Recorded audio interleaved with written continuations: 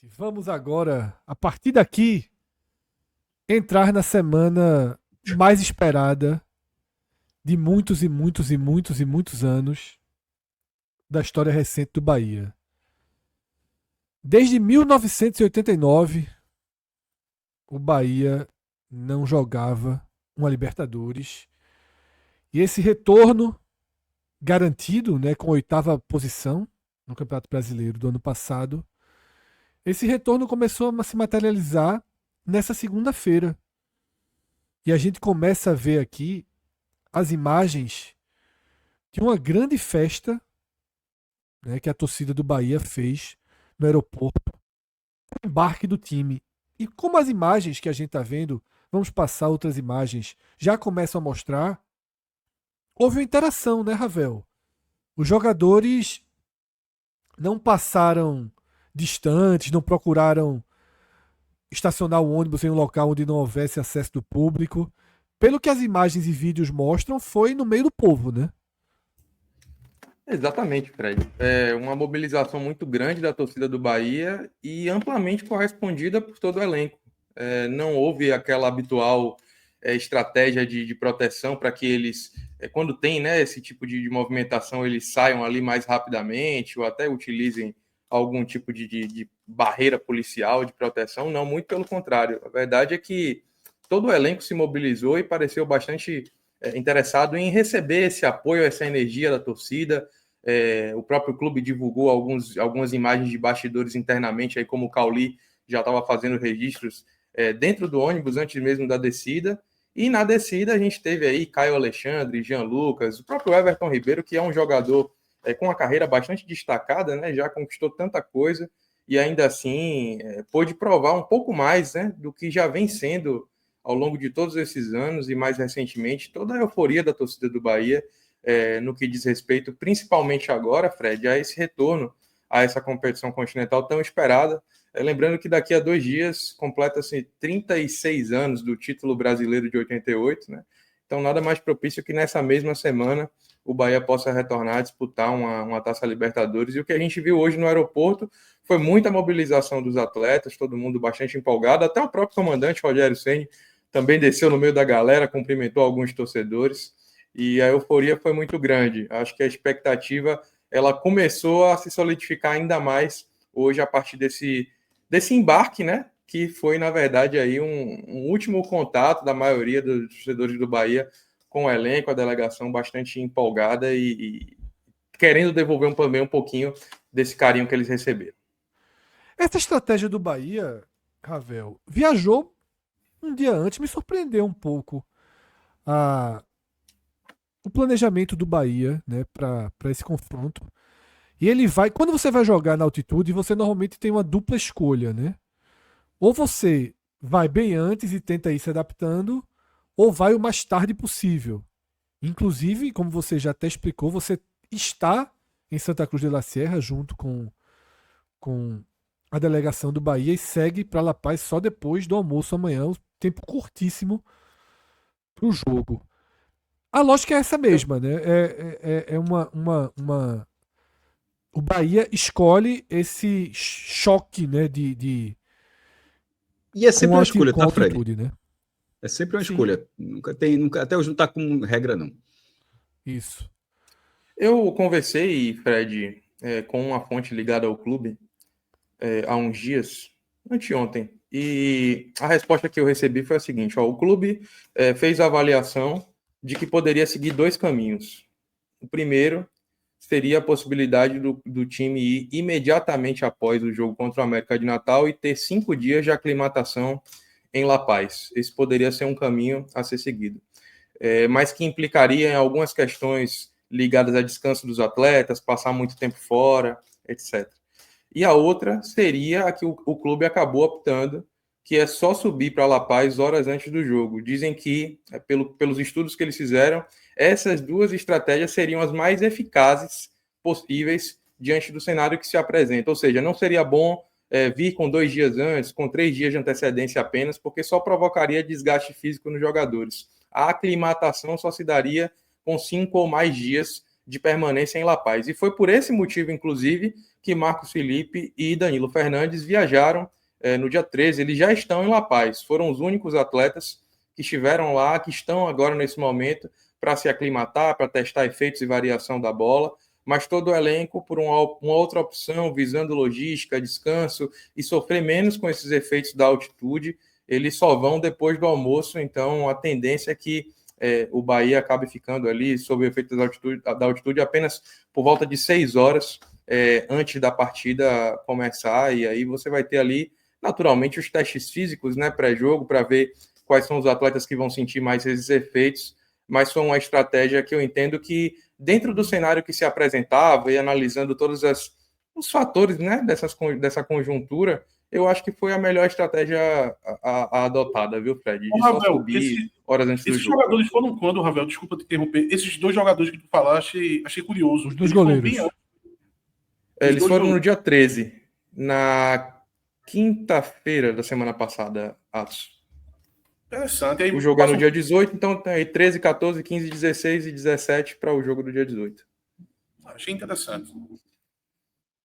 Sobre essa questão, La Paz tem 3.600, né? Santa Cruz de la Sierra não tendo esse problema de altitude. E até hoje, nesses jogos, tenta-se buscar. Teve o efeito de subir de carro, né? Subir de ônibus a reta final para já aclimatando numa velocidade diferente, ou então chegar de avião mesmo na véspera para ter o mínimo de tempo possível. E de tempos em tempos você vê clubes famosos, porque foi o Boca que fez isso, acho que foi o Fortaleza até repetiu isso no último jogo da altitude, de chegar de ônibus. Outros times passam mais tempo, só chega, tipo, o Bahia mandou os goleiros, mas também já teve quem do Brasil, quem mandou para ficar 5 dias lá, deixou o estadual de lado e passou o time todinho lá para aclimatar o time todo. E no fim das contas, assim, todo mundo, departamento de fisiologia, questão física, departamento médico, todo mundo pensando junto na melhor solução, mas depois de 30 anos com a Libertadores sendo o que no Brasil e esses jogos na altitude sempre tendo esse impacto, é muito tempo para ainda não ter um cenário de esse é o ideal. Então é sempre assim, é feito a melhor forma possível, é uma escolha, e no fim das contas ainda tem um outro aspecto que é tão importante quanto, que é o que cada pessoa reage de um jeito. Assim, um jogador pode, com 3.600, não sentir nada, outro pode, com 20 minutos, pedir oxigênio. Então, assim, tudo é muito complicado. E a gente fala assim, a gente está falando de esporte de alto rendimento. Para quem já foi na altitude e sentiu os efeitos, a gente aqui que não é atleta, o que você sente caminhando. Ou até parado. Você está parado lá, o atarra é feito, você sente um pouquinho. Quando eu viajei, eu não senti. A minha esposa, na ocasião, sentiu, andando. E teve um passeio que ela nem fez. Hã? Cusco? Não, Atacama. Certo. Aí, que é 2.600 a cidade, né? Mas aí tem passeios de 3.500, aí você vai subindo os anos, tem de 3.500, de 4, tem acho que de 5 mil. Aí como ela tinha passado mal no penúltimo passeio, ela não foi no último, fui só. E aí cada um, mas você está falando de pessoas que vão andando. Imagine o cara, 90, porque você não pode colocar um jogador achando que ele não vai correr, que ele não vai dar carga durante 90 minutos. Você não pode contar com isso. Você tem que contar que seu time vai sustentar um jogo dessa intensidade do começo ao fim. A questão é que muitas vezes não acontece. E aí acontece. E aí a gente vê o River Plate. Nem sei se foi na altitude daquele jogo. Confesso que eu não lembro. Ele tomou um 3-0 do Jorge Wilstermann. Confesso que aquele jogo eu não lembro. Foi na altitude ou foi. Acho que foi a altitude, viu? Levou 3-0 na ida e devolveu 8-0 na volta. E assim, o negócio é muito gritante. É muito gritante que. E a gente falando, do River Plate, Boca Juniors já passou por isso, Fortaleza. Então, no fim das contas, o Bahia fez essa preparação, torcendo para ser a preparação ideal, mas outros tantos já tentaram fazer situações parecidas ou muito diferentes, e no fim das contas. Na hora do jogo é dureza. Então, o que inclusive, o Bahia vai precisar... Maicon, sobre isso... O que o Bahia vai precisar é ser um resultado reversível. O do River, por exemplo, eu achava que não era, não, porque o River fez um estrago na volta. É ser um resultado reversível. Porque a situação, mesmo com toda a preparação, tende a ser um jogo muito complicado nessa questão física.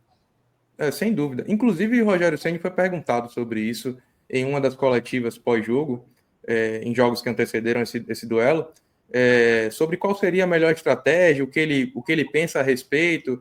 E aí o que ele respondeu foi assim, ó, a fisiologia está fazendo um trabalho de preparação dos atletas e, de fato, várias imagens foram ao longo da semana divulgadas pela comunicação do clube, onde os atletas estavam fazendo testes de esforço, trabalho de esteira e aeróbico utilizando máscaras, mas no final das contas o que ele disse é o seguinte, e é muito curioso como ele disse, e faz sentido sob a lógica como a gente analisa essa questão altitude, que é a estratégia... a melhor estratégia é a estratégia que dá certo. Se perder, vai dizer que não funcionava a estratégia. Se ganhar, vai dizer que funcionou. Não, a verdade exatamente. é que vários clubes, ao longo desse tempo, têm utilizado modelos diferentes, né, de como utilizar. Eu entendi mais ou menos o que ele quis dizer. Dessa fala de Rogério, porque assim, o resultado pode ter sido ruim e de repente nenhum. Só se os jogadores combinaram. Se o resultado for ruim, a gente diz que sentiu. Só se tipo, for um teatro. Mas assim, são coisas. Tá ligado? Só a gente sentiu. Então, mas assim, o resultado pode ser ruim porque o jogo não aconteceu, mas assim, ó, pô, a gente fez uma preparação boa, funcionou, mas infelizmente a gente não estava no dia bom. Então, eu não acho que tá tão bem casado uma coisa com a outra, não. Eu acho que pode ter desempenho ruim, além da questão física. O time pode, de repente, suportar bem. Mas aí eu acho que nesse caso aí o jogo mostra. Mas tá faltando perna, sabe? Assim. Eu acho o que acontece muitas vezes depende de cada atleta. Tem atleta que joga na altitude sem sentir nenhum tipo de efeito, né? E tem atleta que já sente mais. O Ceará, por exemplo, foi o último nordestino a jogar na altitude e ganhar. Aliás, acho que foi o único. Acho que não teve outro nordestino. O Ceará ganhou do The Strongest pela Sul-Americana nas oitavas de 2023. 22, né? Isso. 22. E o Vina, por exemplo, passou mal. O Vina teve que sair ali do intervalo porque ele não na altitude, tu fala da Bolívia, né, Minhoca? Foi da Bolívia. Ele fez porque o Sport ganhou na altitude do Equador, ele falou assim, mas na Bolívia. Isso, na Bolívia. Então, assim, depende muito do atleta. Eu lembro o Edilson nas eliminatórias da Copa de 2002, 40 do segundo tempo, ele tendo começado como titular e correndo como se nada tivesse acontecendo. Então, vai muito do atleta. E um outro ponto também, que até o Cássio estava dizendo, né, do ano passado, do Fortaleza, que o Boca também teve, é porque eles foram lá para El Alto, né, que é o segundo estádio mais alto do mundo, que é o do Nacional Potosí, porque a estrada lá é uma estrada péssima. E não foi nem de ônibus, eles foram de 4x4, assim. Alugaram carros 4x4 para chegar 4x4. Para chegar no estádio por conta das condições da estrada. Então, o Bahia, como eu disse bem o Cássio, assim, é tentar trazer o jogo de volta, né? Não pode descambar aí para uma situação onde vai golear e ter dificuldades. Vocês têm o dado de quantos jogadores do Bahia já jogaram na altitude e se isso tem alguma interferência de saber como ele se comportou quando jogou lá? Atos, Pedro Pereira, nosso colega aqui do 45, trouxe um dado semelhante. Não foi exatamente quantos já jogaram na altitude, mas colocaram ali quantos jogadores já jogaram Libertadores. A gente pode dar uma buscada nisso aqui e compartilhar, porque daí é um caminho. Assim, tem obviamente partidas que não são na altitude, mas o fato é que o jogador com mais experiência de ter jogado isso aí é Everton Ribeiro.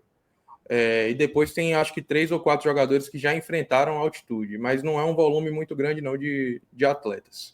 Ainda sobre essa questão da altitude, tem um ponto interessante, né? Um agamenonzinho aqui à parte. A gente veio com a delegação e aí o pessoal já salientou aqui para a gente que amanhã, quando a gente fizer também esse voo curto para La Paz, já vai ter um chazinho de folha de coca esperando a gente no desembarque para tentar fazer algum tipo de o time não pode não, prevenção. Não, o time não. Só a galera essa é uma bronca clássica, de Zete, lá na Isso, exatamente. Isso aí. Goleiro vai Zete ficar só para... Aquilo foi jogo do São Paulo, acho que da seleção brasileira aquilo, não foi? Ou foi da seleção. Foi da seleção. Eliminatória de 93, se não me engano. Exatamente. Primeira derrota do Brasil, aliás. Quando eu fui para Cusco, eu tomei o chá de coca. E não sei se por efeito dele ou não, eu tive uma adaptação muito boa. Eu senti pouco. E olha que eu achei que eu sentiria bastante assim. E senti muito pouco. E minha esposa, por exemplo, sentiu. Aí tu tem que jogar beat stage, Fred, pra ter a certeza, tá ligado? Claro. Mas assim, a gente sobe muito, né? Você lá tem subidas muito íngremes, né? Naquela região. Toda mas coca eu senti ajuda? pouco. Toda a coca ajuda? Veja. Na rua, eles não apostam tanto em Coca-Cola, mas apostam em Gatorade, viu? O que eu vi de Gatorade vendendo na rua era uma coisa assim impressionante, tá? Era assim, ambulante, sabe? Os caras iam pra rua, os ambulantes, vender Gatorade, que deve ser Mas deve ter uma alguma questão, ajuda nisso, né? uma questão científica, na hora de uma necessidade, o entorpecente ajudaria também? Não faço a menor ideia. Não faço a menor ideia. Eu acho que não. Eu acho que só o chá da coca e a própria folha, né, que você pode mascar, como Ivan Fernandes diz aqui. Eu acho que Antes minha opinião de leigo aqui é que talvez algum tipo de dilatador nasal, alguns alguma coisa jogadores usam ligada. esses dilatadores, né, quando jogam na altitude. Deixa eu fazer aqui. A gente vai seguir justamente no tema da altitude para depois Ravel voltar e contar um pouco dessa experiência do voo. O roteiro original aqui do programa a gente iria pro voo, a gente iria mostrar um pouco dos bastidores, mas como o tema da altitude se apresentou, a gente já traz mais alguns detalhes relacionados a essa altitude. E aqui a gente traz aquela que é justamente a maior arma do The Strongest. Se ele for derrotado pelo Ceará, como o Minhoca trouxe, na Libertadores são 12 anos sem perder de um clube brasileiro. E aí eu tava pensando nisso, enquanto Ravel, Cássio, a gente falava dos modelos, né? Todos que foram na Libertadores, eu não vou dizer que não deu certo, porque alguns resultados aí são bem interessantes, tá? Tirando essa pancada que o Atlético Paranaense levou em 2022, né, que tomou um 5-0, você tem ali placares que são reversíveis, né? Inclusive 2 empates, né? Santos em 2017 e São Paulo em 2016. Os 4 últimos perderam, Ravel. Tá? Os 4 últimos perderam. Inclusive aquele fantasminha ali, com altura, ele não é meramente ilustrativo, não, tá? Ele é um personagem presente nos jogos do The Strongest em casa, tá? E aí eu faço a seguinte pergunta, Ravel. Com esse histórico, com as interrogações que existem sobre o adversário, porque é um adversário que não jogou em 2025, tem um amistoso na temporada, não está jogando regularmente. Eu acho isso uma vantagem muito considerável para o Bahia. O que é que se pensa de placar? Não sei se você falou com alguém da delegação, mais outros torcedores, a sua própria visão. Até onde vai um placar bom? Até onde diz, ó, o placar foi bom. Ou até onde vai um placar aceitável, já que ainda que não seja bom, mas aceitável. Como é que você escalona as missões do Bahia nessa terça-feira? Bom, o pensamento unânime, Fred, que eu tenho aqui escutado dos torcedores, eu não tive a oportunidade de conversar com ninguém ligado ao clube diretamente sobre o que eles projetam, mas em relação aos torcedores resultado bom, empate, resultado aceitável, perder por um gol de diferença.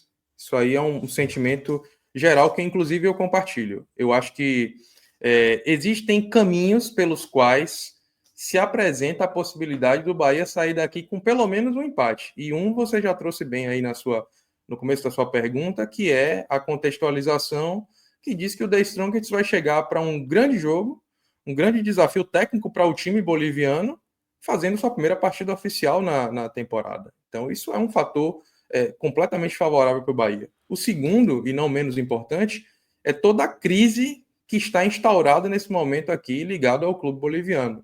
Eu fiz o papel aqui de acompanhar um pouquinho a repercussão em redes sociais, né, o sentimento do torcedor do The Strongest em relação a essa partida, e assim, o sentimento é o pior possível. O treinador Ronald Crespo está na corda bamba, um estádio que tem capacidade para receber 45 mil pessoas. O que eu tenho percebido é que a enxada do The Strongest não espera aí mais do que 15 mil.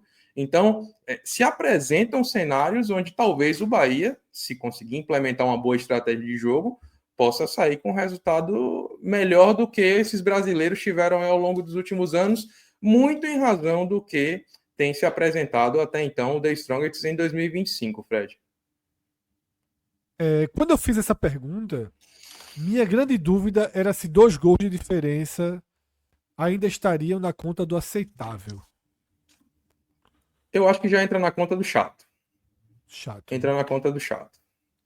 Cássio, Acho Atos que- e acho- Minhoca, o que vocês acham relacionado até onde é aceitável? 2-0. Eu diria 3. 3-0. Não tem um gol qualificado, né? 2-0. 3-0 já fica. Fica chato, mas eu ainda acho buscável. 3-0 é ruim, o ideal seria 2, mas 3 eu ainda vejo o Bahia com capacidade.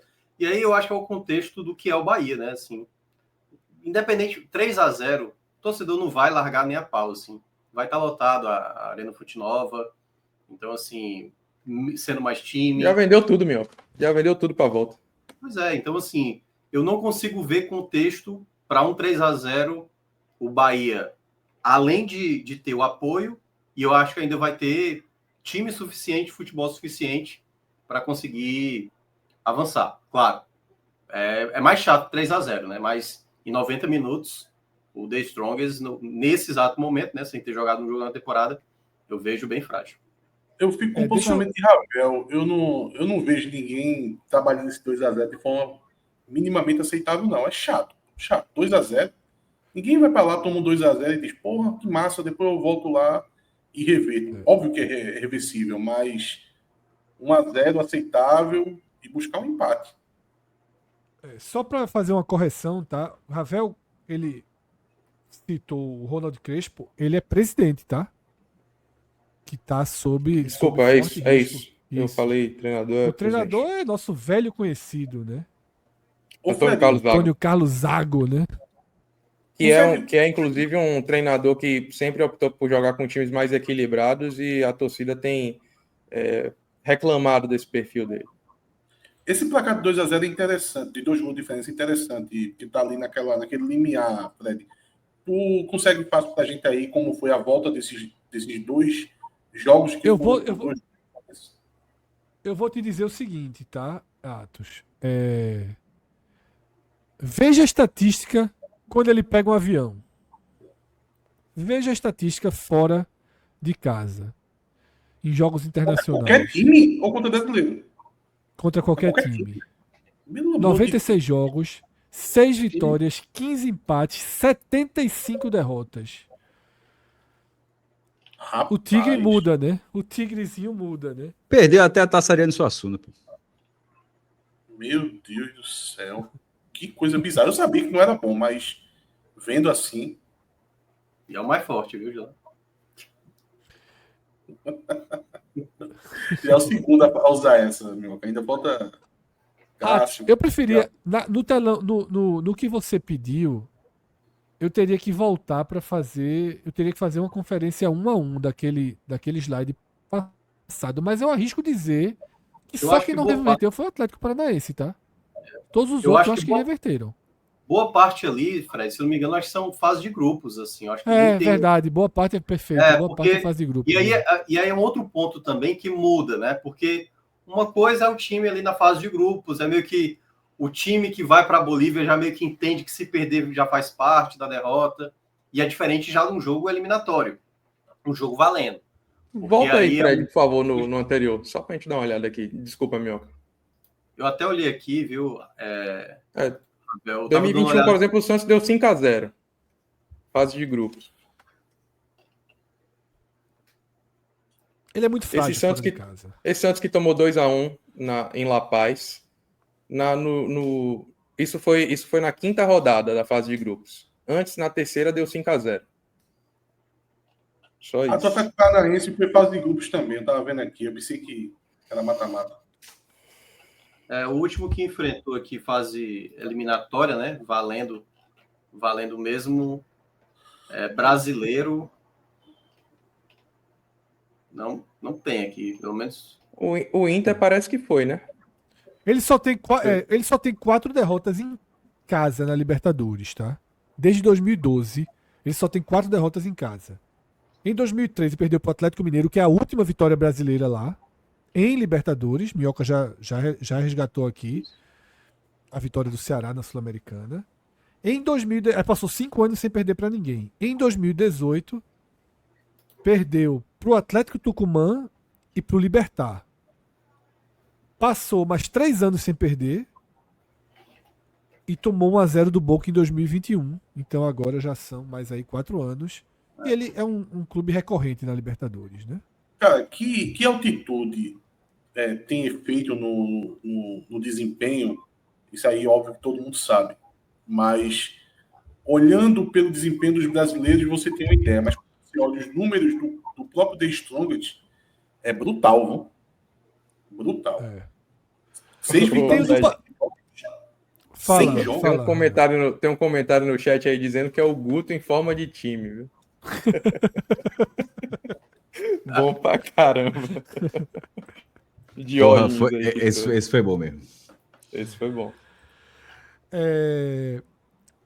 O Bahia jogou 4 vezes na Libertadores em altitude, né? E não venceu nenhum, mas os resultados foram ok. Porém, também não foi nem de perto a altitude que terá pela frente, né? Foi quase uma Serra Gaúcha. Lá no iniciozinho da história, em 64, contra o Deportivo Itália da Venezuela, né? Ele fez 2 jogos em Caracas e empatou um 0-0, perdeu outro por 2-1, 920 metros de altitude. Em 89 pegou. 920 é nada. Isso, eu falei. 920 é o Ibura, pô, pelo amor de Deus. Peraí, 920, meu amigo, triunfo. Isso é altitude. Se eu fizer um time de futebol pernambucano aqui, eu vou começar a chamar de altitude. Rio de Janeiro tem 800, né? Então eu falei, não, Não, acabou a estatística. Peraí. Rio de Janeiro tem 800 e o cara foi o pé do Cristo, né, porra? Subiu o Cristo, né? Menos de 1.000 você não pode citar, não. Menos de 1.000 é verdade. Triunfo pega 1.000, meu amigo. Bico do Papagaio, 1.200 metros. Ibura é quanto? O R1 ali. Ibura pega uns 50, viu? Sobe. Barcelona do Jordão já sofreu muito jogando ali na altitude do Ibura. Aí quando desce, aí a gente reverte. Primeiro, 60 a 80 metros, Atos. Como é que é? 60 a 80 metros. Aí. Dependendo do R ali, pode chegar a 80, né? Já dificulta bastante. O número do R deveria ser isso, né? O R60, o R80. Deveria ser, né? Não? Deveria ser. Então, altitude à parte, Ravel, vamos voltar para esses bastidores, para essa experiência que você está tendo. A gente está vendo aqui, inclusive, um vídeo da sua entrada no avião, né? Você viajou aí junto com a delegação e foi uma ação promovida pelo próprio clube, né, Ravel? Exatamente. Desde o ano passado, o Bahia tem promovido, em parceria com uma empresa que é uma agência de viagens, faz pacotes de turismo, né, ligados a eventos esportivos. Né? A mesma agência, inclusive, faz com o Bahia, faz também com o Botafogo. Se não me engano, também tem com o Santos. E aí, desde o ano passado, Fred, eles têm tomado essa iniciativa de fazer um programa que ficou intitulado de Bora com o Bahia. Um pacote promocional que permite que os torcedores tenham uma experiência de deslocamento junto à delegação, possa também ficar hospedado no mesmo hotel que os atletas, tenha um momento para sessão de autógrafos e de fotos, café da manhã também, no mesmo ambiente que os Essa atletas. malinha aí veio junto? Não, essa malinha aí eu comprei em 2017. Essa aí já me acompanha alguns lugares aí, Brasil afora, viajando, então essa aí não está no pacote não. Mas a experiência contempla fundamentalmente isso aí, além do traslado em segurança, né, para o estádio, tanto na ida quanto na volta. Nesse caso aqui, como a gente está em uma outra cidade, também tem o deslocamento para a cidade do jogo. Vamos torcer deixa aí voltar, deixa aí voltar, jovem, para testar a segurança. Para garantir, né? Para garantir. E o ingresso da partida também tá contemplado. Então é uma experiência que, nesse caso, particularmente, Fred, vale muito a pena, porque a gente está falando de um voo, de um deslocamento muito grande, onde as opções que o torcedor tinha ali era fazer um deslocamento com várias conexões, escalas, tempos de espera em aeroportos, enfim, troca de aeronave. e nesse caso aqui foi uma experiência mais intimista, né? Você percebe que a companhia, como o maestro gosta de falar, Bolivariana de Aviación, que foi a boa que foi aqui utilizada para fazer o traslado dos atletas, foi personalizado, né, para criar também ali um ambiente propício para os atletas, enfim, se sentirem já no clima do jogo. E foi um voo que durou 3 horas e 32 minutos, né, de Salvador até Santa Cruz de la Sierra. Então, é uma experiência que, sob essa perspectiva, assim, maravilhosa, né? Porque, além de melhorar a logística, né, diferente do que outras dezenas de torcedores aí estão enfrentando. Como? Sanduíchezinho ou só snacks? Rolou um pãozinho com patê de frango, café à vontade, Coca Zero. Pro time também, tu deu uma olhadinha para ver se pro time tava melhor a comida? Ou... Rapaz, veja, aí começa as curiosidades, né? Gordo Toda é foda, essa né? galera que... Gordo se preocupa logo com o que a turma tá comendo. Essa galera que adquiriu esse pacote, ela ficou mais do meio para o fundo da aeronave. Houve uma espécie de estratificação social aí na hora de dividir esse posicionamento, viu, Fred? Os atletas ficaram bem na frente, os atletas mais altos tiveram direito a utilizar ali toda a fileira de assentos. Depois a gente tem um hiato dos atletas para o staff do clube, então o staff fica ali posicionado mais atrás, e depois do staff, aí sim, você tem essa galera. Então ficou bem distante, mas o que eu pude perceber é que a dieta dos atletas era diferenciada, tinha mais frutas ali no cardápio, não foi, Ravel, o velho pão ficou mais para a turma. E o preço, Ravel? Foi muito diferente do... Se tivesse ido por conta própria, muito normal. Diferente, viu, meu amigo Atos? Cerca de 40% a 45% mais caro do que você utilizar opções. Tá dentro do aceito. É muito não. Um voo direto, porra, com toda essa... Viajando junto com tudo, não achei tanto, não. Isso. Quem tem... falar 400%. Você queria falar agora 400% a mais, 300% a mais. Não. Até porque assim é caro. O deslocamento já seria caro de um modo geral. Esse aí eu acho que ficou em torno de 40%, 40% a 45% mais caro. Obviamente você tem até... Eu estou considerando isso aqui num cenário honesto, tá? Assim, um voozinho ali com uma parada ou duas, no máximo. Se você for para 3 paradas, que tinha essa possibilidade, aí dá quase 100%, Atos. Dá próximo de 100%. Agora, mas num cenário honesto, 40%.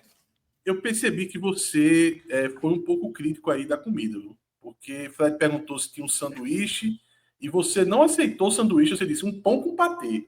Tivesse um presuntinho, você... faltou um presuntinho, um queijinho, um tomatinho. Veja, eu concordei com ele, viu, Atos? Eu tô com ele. Um pãozinho com patê não dá pra chamar de sanduíche, não. Eu não comi o pão, não aceitei o pão quando ele me ofereceu lá, o comissário. Eu não aceitei. O cara do teu lado pediu, dá o dele aqui. É isso. E menos dois. Eu tô fazendo essa viagem com um amigo querido, né? Tá aqui comigo. E aí, na hora, ele também não aceitou. Ele falou assim, rapaz, esperava mais, viu? Esperava mais. Então, assim, o pão não passou no teste visual. Tu sabe o que eu pensei que ia falar? Não, que eu tô com um amigo aqui de viagem e tal, e ele traz a sua própria comida. Aí a gente tava falando sobre Hannibal, Cássio. Antes de começar a live, eu disse, meu amigo, cuidado com essa comida. Agora vê. Ele sacou uma batatazinha honesta fatiado. E a gente comeu a batata. Viu? O cara indo pra Bolívia, pegar uma altitudezinha, é melhor não comer esse pãozinho com patê mesmo, não. Você agiu corretamente, viu? Esquece. Eu não. Eu tomei 3 copos de café e fiquei tranquilo. Eu olhava pra Everton Ribeiro. Everton Ribeiro tá comendo pãozinho com patê. Tá, não. Então não quero não também. Não, eu vou te falar, eu não gosto muito de voar, não. Eu vou na cidade, porque é melhor do que outros meios de transporte para se deslocar. E eu não vou te falar, não queria arriscar, não. Tem um 0 grau ali, um problema. Total. Tava no meu planejamento, não. Tô fora. Atrapalhar a concentração do time, né, jovem? Se o banheiro ficasse na parte de frente do avião só. Imagina, ele tem que atravessar tudinho, passar na frente deles. Aí os caras, olha, esse aí que critica a gente nos telecasts. Ia dar muito bom. Ravel é bonzinho. Eu sou tranquilo. Agora, o banheiro era do lado da minha poltrona, viu, Atos? Pelo menos Tava nesse longe, hein, sentido, jovem? Tava longe, hein, jovem? a rota de fuga era tranquila. Essa daí é viu? aquela que nem reclina, né? Quando é do lado do banheiro, nem reclina. Nem né? reclina, nem reclina. Agora sim, ó, um Boeingzinho 737 MAX 800, 14 anos de idade a aeronave, muita turbulência no voo, viu? Chato. Tu tem medo de voar, não tem, Ravel? Tem um leve receio, Atos. Não chegou a ser um medo, não, quando mas pega a tem um descrição, incômodozinho. quando dá uma de entusiasta da aviação, que sabe toda a descrição da aeronave, é o medo que já tá falando aí. Eu tenho um amigo Exatamente. meu O que cara de andar de pega as avião, informações para ver assim, vou morrer ou não vou. ele sabe todas as informações do voo, da aeronave. Se precisar de um conserto, ele tá ali trabalhando. Eu tenho assinatura prêmio do Flight Radar 24 horas. Já Olha olhei aí, ó. tudo. Quando eu olhei a matrícula da aeronave, já peguei informação, já comuniquei a parentes próximos, enfim. Ainda mais outra coisa. Aí eu vou te falar aqui de verdade, assim. Porra, a gente tá acostumado a ver um golzinho, uma latão, um negócio de um azul. Aí veio um negócio lá, boa. Bolivariana de Aviação. Dá uma preocupaçãozinha a mais. Mas graças a Deus, tirando a turbulência, que foi um pouco chato, foi tudo tranquilo. Mas... Quantos torcedores foram nessa história? 16 torcedores. Tem A expectativa é de quantos? Olha, veja só, esse era um ponto que eu até ia tuitar mais cedo e acabei não tuitando, assim. Me impressiona ainda um pouco como a torcida do Bahia consegue se mobilizar. Não deveria impressionar, mas impressiona, viu? Hoje, com toda certeza, a gente viu aí, pelos corredores do aeroporto, pelo menos mais umas 30 pessoas. Então, eu acho que a gente consegue chegar aqui na casa de uma centena. Pelo menos.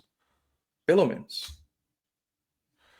Não é um destino fácil, né, Cássio? Para você fazer uma mobilização aí de 500 mil pessoas, não... 500,000 pessoas, né? Obviamente, né? Você vê, mesmo jeito que você falou, Fred, o negócio de Galhardo. Eu não acho o seu um número tão expressivo, não. Eu também não acho, não. Eu achei que seria mais. Eu achava que era para mais. Por isso que eu perguntei, que assim... Mas o destino é difícil, né? Não, sem dúvida alguma. Mas tem, ao mesmo tempo, a dificuldade, tem também, assim, 36 anos sem jogar, assim, tem... eu imaginava que seriam pelo menos uns 500 torcedores. Quando o Ravel falou 30... Peraí, pré-Libertadores, vai com calma aí, pô. Calma. Não, e é o que eu tô falando também, assim, o deslocamento para cá não tá barato, tá? O custo tá muito alto, e é um jogo no meio de semana, é uma semana também que antecede carnaval, enfim. Eu acho que tem alguns elementos aí, pode ser inclusive que esse meu chute esteja completamente errado, tá? Mas eu acho que pelo menos 100 a gente vai ter, pode ser que tenha mais. Alguns amigos aqui, acompanhamentos que eu fiz em rede social, já vi muita gente também se deslocando no final de semana, mas eu também não acho que vai chegar a ser um número tão expressivo por causa desses fatores que eu falei. É um jogo de ida, o Bahia decide em casa, acaba tendo custo muito alto, enfim, dificuldade para as pessoas se liberarem dos seus respectivos trabalhos. Não é tão fácil vir assistir um jogo em La Paz numa terça-feira, não. Muito difícil, na verdade. Vamos seguir aqui com algumas imagens dos bastidores que Ravel nos trouxe, tá? Deixa... Primeiro aqui, Ravel, o quarto, né? Esse quarto aí... Peraí, apanhando aqui. Rodrigo inventa um negócio que é muito bom, que são 2 vídeos ao mesmo tempo. Meu, impressionante. O bicho tá fazendo teste aqui ao vivo com a gente. Tá ligeiro, homem. Esse é o mesmo quarto que os atletas estão hospedados, tá?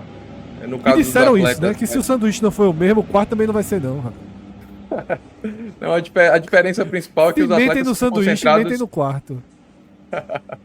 A diferença principal, pelo que eu soube, Fred, é que os atletas ficam concentrados em quartos duplos, né? Então você tem ali as duplas de concentração, mais a estrutura do quarto aí. Apesar de que eles estão, como eu disse, né? Também estão hospedados numa outra torre aí do hotel. Então pode ser que a estrutura seja um pouco diferente. Essa é a vista aí da frente do hotel para rua principal aí onde o hotel está localizado, em Santa Cruz. Não, mas o quarto tá aqui o segundo vídeo, né? Esse aí é o caminho que a gente fez para poder ir lá para a sessão de autógrafos. Eu acabei chegando na parte final do evento, então acabei não podendo fazer muitos registros. Ali está saindo ali Canu, Caio Alexandre e Everton Ribeiro, jogadores designados aí pela assessoria para poder fazer o atendimento aos torcedores. E aí teve esse momento aí para tirar fotos, fazer autógrafos, enfim. Eu até tive um momento ali com o Everton Ribeiro, mas a gente conversou bem brevemente, porque os atletas chegaram aqui, o voo atrasou um pouco na saída para Salvador para cá. Então os atletas já estavam ali já querendo descansar, ainda iam para o período do jantar, para depois se recolherem. Mas foram esses 3 atletas aí que ficaram à disposição dos torcedores. Canu, Caio Alexandre e Everton Ribeiro. E a foto do elevador? Meu parceiro Rafael Machado aqui. Passando aqui então para essa última tela. Esse é o hotel, né? Detalhe, quando aparecem as imagens, não parece um hotel tão moderno, né? Na verdade, Fred, esse é um grande prédio que tem do lado do hotel. Eu achei bonita a estrutura da arquitetura desse prédio e mandei para Rodrigo aí. É um prédio que tem do lado que eu vou ter que descobrir ainda o que é. Porque tem um shopping do lado do hotel e tem esse prédio aí que estava brilhando que só. Você chegou basicamente agora, né? Você chegou basicamente agora, né? Eu cheguei 40 minutos antes da gente entrar no ar. Então, praticamente não tive tempo ainda de conhecer nada. Um cassinozinho, não? Pode ser um cassino, não? Rapaz, vamos ter que dar uma olhada aí, que a gente vai explorar. Já leva um dinheirinho já, porque se for, já mete os fichas. Ô, Ravel, tá usando o quê? Wise, Nômade? Ou trocou dinheiro, cartão de crédito? Por enquanto, eu só fiz uma transação aqui no cartão de crédito, tranquilo. Cartão de crédito mesmo, né? Pedi aqui um aperitivozinho. 73 bolívares. O equivalente a mais ou menos R$65. Me explica uma coisa. Rodrigo disse que você vai ficar com a gente aqui até meia-noite, horário do Brasil, e 11 da noite, horário daí da Bolívia. Jovem, eu achei o horário meio mal intencionado demais aí, né, Jovem? Veja, Jovem. Pula o assunto ou não? Veja. Não, Jovem, pode seguir com o assunto. Eu acho que o seu achismo tá certo. Eu acho que a gente vai... Eu fiquei sem entender, assim. Rodrigo, eu perguntei umas 3 vezes a Rodrigo.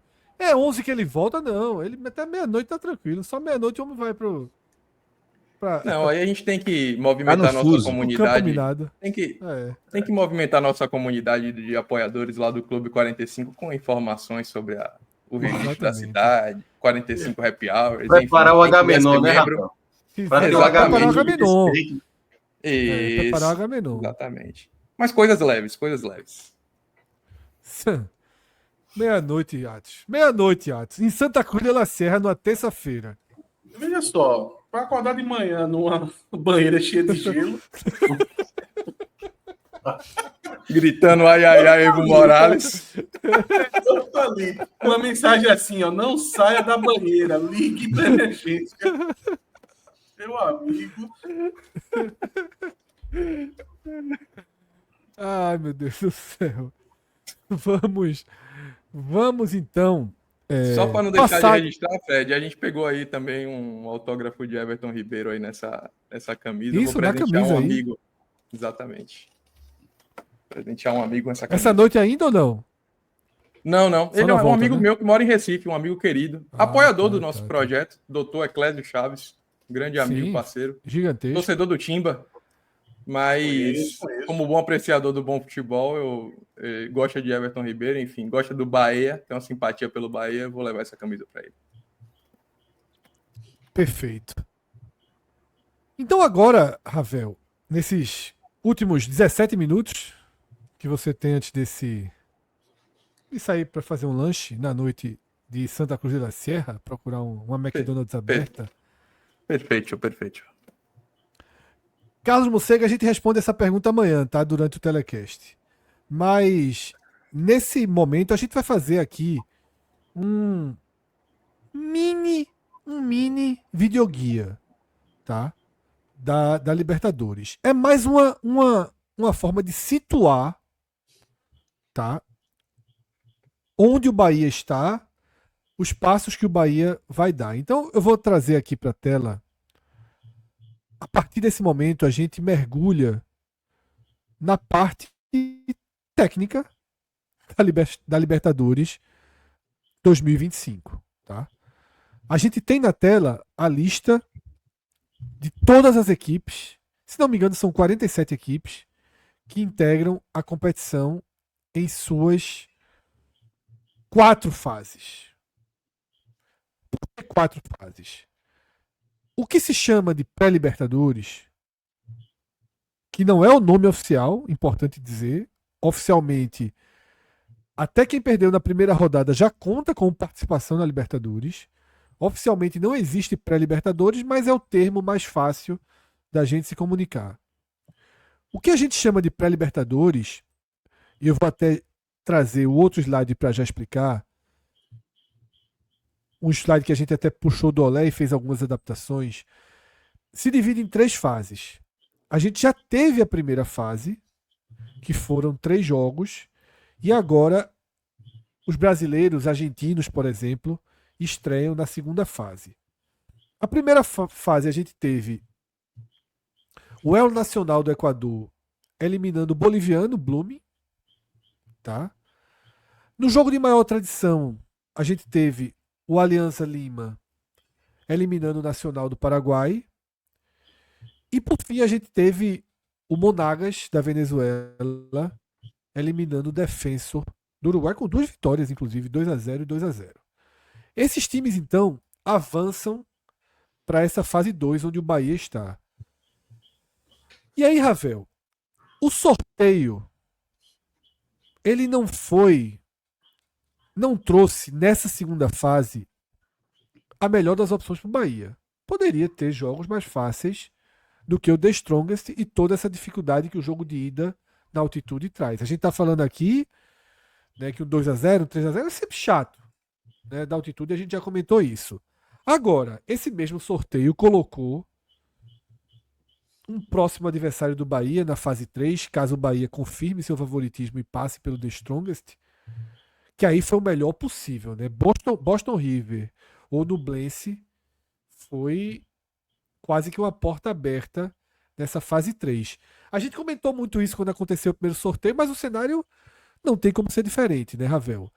Foi um adversário de médio porte, agora, na segunda fase, mas talvez o melhor cruzamento possível na terceira, né?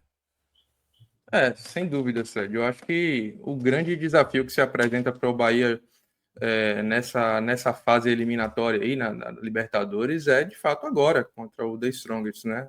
Tem uma janela, seja lá quem for passar, Boston River ou Nublense. Eu lembro que até na época do sorteio a gente confabulou um pouco aqui quem seria favorito entre os dois. Eu acho que o Maestro ficou mais com Boston River, por respeitar bastante o futebol uruguaio. Eu fiquei mais próximo do Nublense, que é um time que jogou a Libertadores também no ano passado. Eu tô mais pro Nublense. Pois é. Seja quem for, Fred, eu acho que o grande desafio do Bahia é agora, né? Jogar contra um time boliviano que tem tradição de jogar recorrentemente a competição, que tem a altitude a seu favor e que, a parte de todas as questões que a gente já discutiu aqui sobre o momento que o time vive, é um time que tem uma rodagem, né? Que tem uma camisa dentro da competição e que o Bahia, obviamente, vai precisar se impor, principalmente tecnicamente, para poder fazer valer no duelo. Lembrando que o duelo ele não se decide amanhã. Amanhã é uma parte desse confronto, né? Para em seguida, eu acho que entrar como amplo favorito aí sim, seja contra Boston River ou contra Nublense.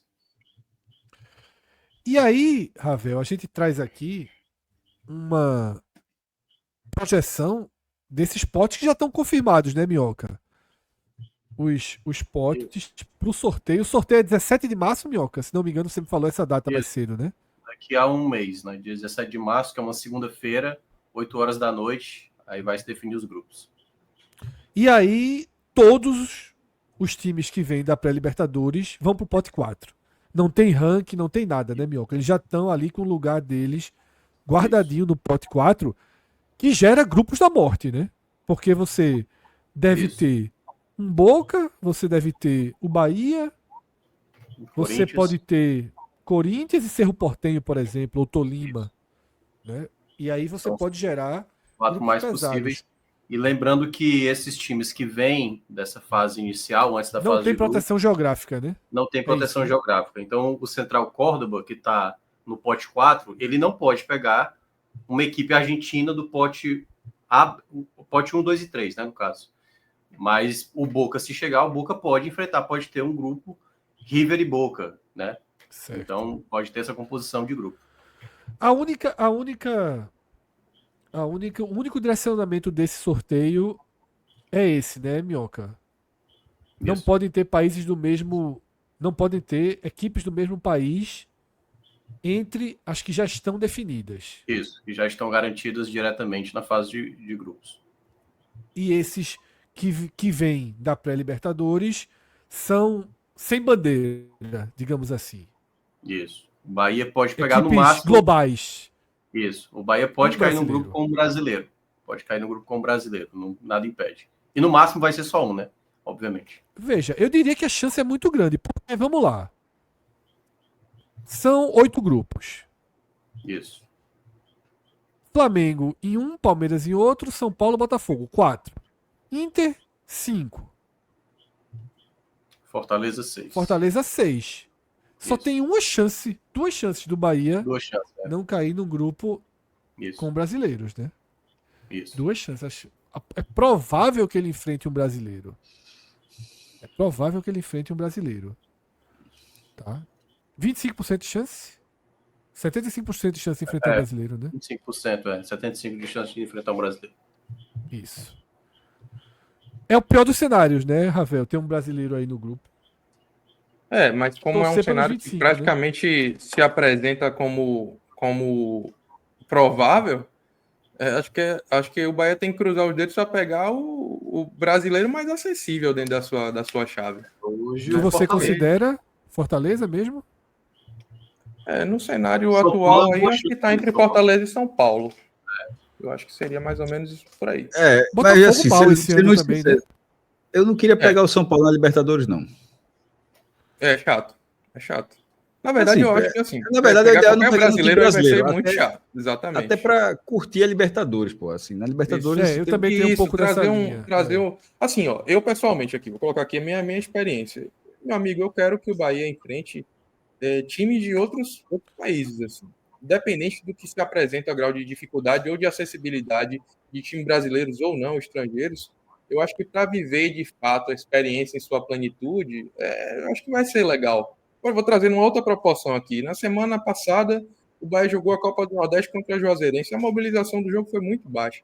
Obviamente, a gente não está falando aqui de uma proporção de competição igual a Libertadores, mas são times que se enfrentam com alguma frequência. Então, para a Libertadores, eu acho que seria muito interessante o Bahia dar essa sorte de enfrentar outras camisas de outros países, até para que a torcida possa, de fato, viver a experiência em sua completude.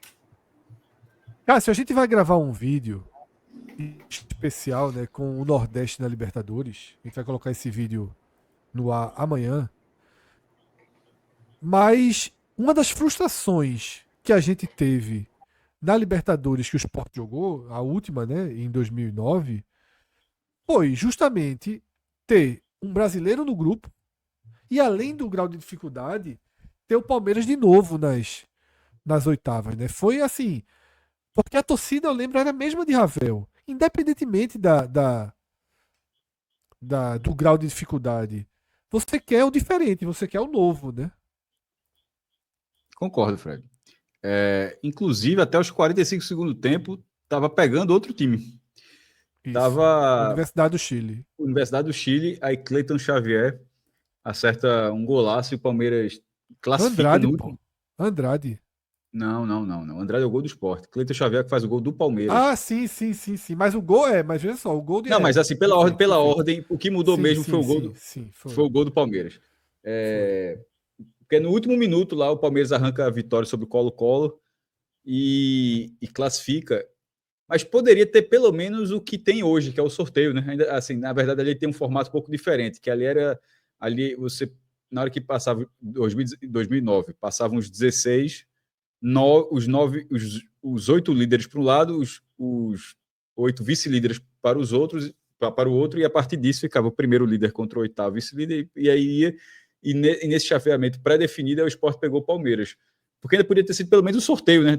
Bora sortear, tipo, os líderes de um lado e os vice-líderes do outro, e aí sai o sorteio, como é hoje.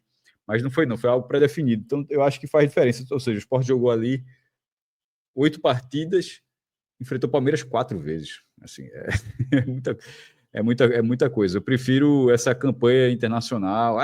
Aí nós viaja mais. Não, pô, mas nesse caso o cara quer viajar mesmo, pô. Nesse caso o cara, você quer sair, você quer fazer algo diferente.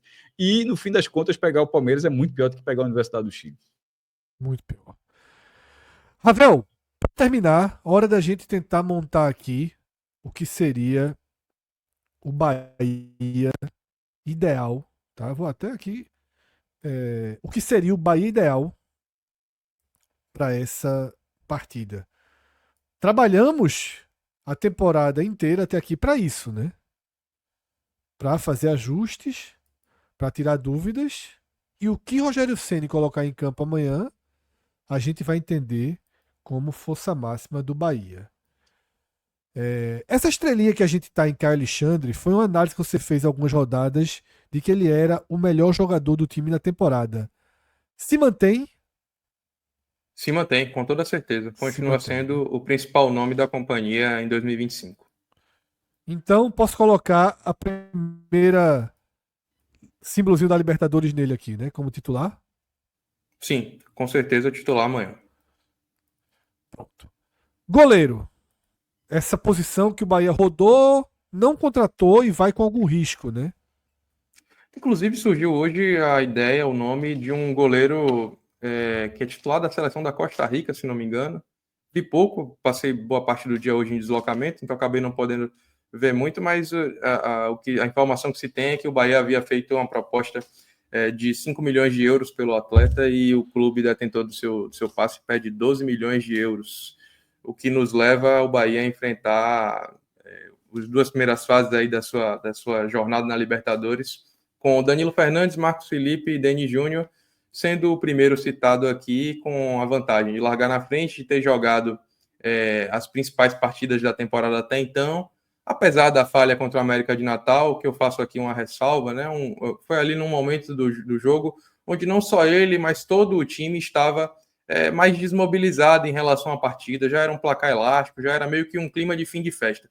Isso não é um salvo-conduto para ele errar, mas meio que explica o que aconteceu e eu acho que não faz com que ele perca essa titularidade que havia sido proposta para ele para esse jogo, não. Foi pensado, todo o cronograma até então do Bahia foi pensado para que Danilo assumisse o gol na hora da decisão e acho que é isso que vai acontecer.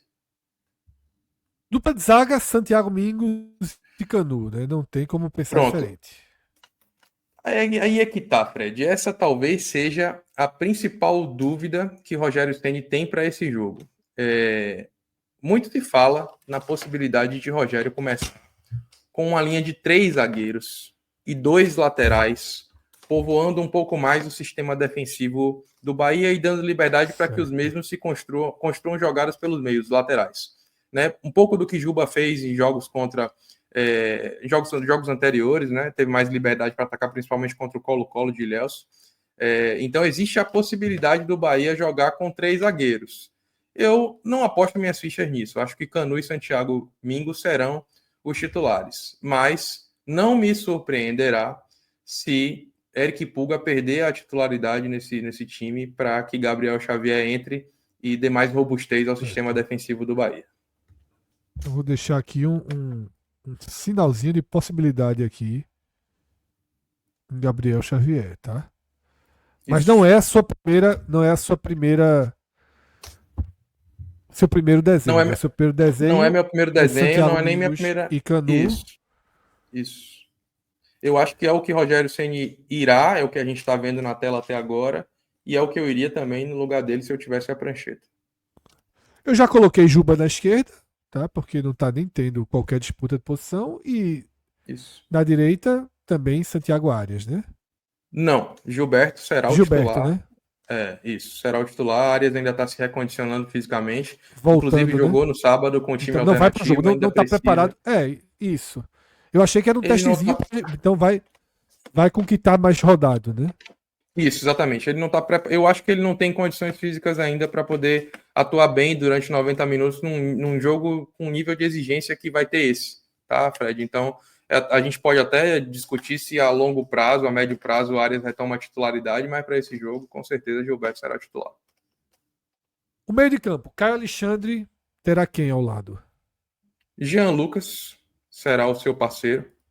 Eu acho que isso também resta muito pouca dúvida em relação a isso. Com Everton Ribeiro fechando a trinca. Claro. Lúcio, Esses três naturalmente, atletas é o aí centroavante. estão garantidos, e Lúcio também, naturalmente, centroavante. Ademir também é outro atleta que tem a cadeira cativa dentro desse... Ganhou a posição bem nessa temporada, né? Bem e logo abaixo de Caio Alexandre nesse desempenho. Então, é um jogador que tem sido um destaque nesse início de ano do Bahia, jogando muito bem, contribuindo com gols e assistências em praticamente todos os jogos em que entra. Então, é um jogador que tem começado muito bem o 2025 no esquadrão. E aí, fechando... que você já citou, né? Isso, como assim, de início, a princípio, é o que eu acho que será titular, mas se perder essa titularidade, aí vai ser ele sim para Gabriel Xavier, o que mudaria um pouco, inclusive, a configuração do time em campo, né? Dessa forma como a gente está falando, é quase que um 4-3-3 clássico, né? Com pontas abertas, um meia municiando o sistema ofensivo. E com a saída de Eric Pulga, a tendência natural é que a gente tenha um sistema defensivo mais reforçado, com os laterais apoiando um pouco mais o ataque, mas também tendo responsabilidade defensiva, e nesse caso seria uma dupla de ataque com Ademir e Lúcio. Aí nesse caso Ademir jogaria um pouco mais próximo à área, se aproximando de Lúcio para fazer uma dupla de atacantes, como a gente via mais nos anos 90 ali do futebol, né? Um segundo atacante municiando o centroavante, tentando ser também uma opção ofensiva para fazer gols. Em Brasília, meia-noite. Um abraço, meus amigos. Hora de partir. 11 da noite. Veja só, precisão igual a essa, não é todo dia não, viu? É melhor largar, é melhor deixar aí. O negócio tá tão pontual assim, é melhor deixar aí. Um abraço, meu velho. Um cheiro.